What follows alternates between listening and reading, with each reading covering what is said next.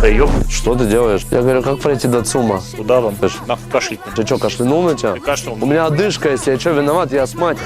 Я астматик. Отойди от меня. Ты зачем дерешься? Ты зачем дерешься? Я тебя тронул или нет? Ты, блядь, подошел и кашлял. Куда кашель? Ты знаешь, что такое кашель, блядь? Или дышат люди? Вот это вот. Это дыхание, не кашель. Ебись от меня. Иди учись в университет на медика. Да, сейчас пойду.